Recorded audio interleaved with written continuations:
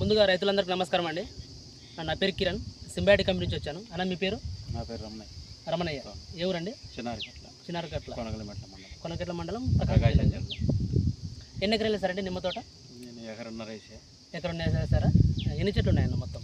145 చెట్లు దాకా ఉంది. 145 చెట్ల. మీరు గత మాకు 6 రోజుల క్రితము మన తోటలో ఏంటంటే ఈ గజ్జి తెగులని ఒక వ్యాధి గురించి మీరు మమ్మల్ని కలిశారు.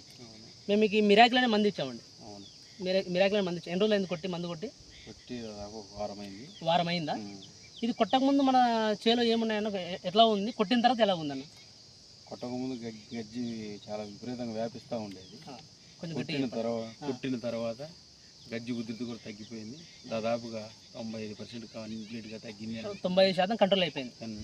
చాలామంది రైతులకి ఏంటంటే ఈ గజ్జి తెగులు మీద అవగాహన ఉండట్లేదు. అంటే గజ్జి తెగులు అనేది ముఖ్యంగా ఏంటంటే వాతావరణంలో జరిగే తెగుల వ్యాప్తి వలన కానీ, లేదంటే పోషక లోపం ఏదైనా సరే తక్కువైనప్పుడు కానీ గజ్జి తెగులు వస్తుంది. దీన్ని సిట్రస్ క్యాంకర్ అంటాము. ఇది ఒక మన నిమ్మ తోటలే కాదు, బత్తాయి తోటలో కానీ ఏదైనా సరే దీన్ని సిట్రస్ క్యాంకర్ అని అంటాము. ఎప్పుడైతే సరే ఆకుకు వస్తుందో, ఎప్పుడైతే సరే ఈ క్యాంకర్, ఈ గజ్జి తెగులు ఆకుకు వస్తుందో ఆటోమేటిక్గా మనం బటన్ సైజ్ నుంచి కిందకే వస్తుంది, అక్కడికి వరకే వస్తుంది. ఆ టైంలో మనం ఏంటంటే మా కంపెనీ వారి ఈ మిరాకిల్ అని ఉందండి.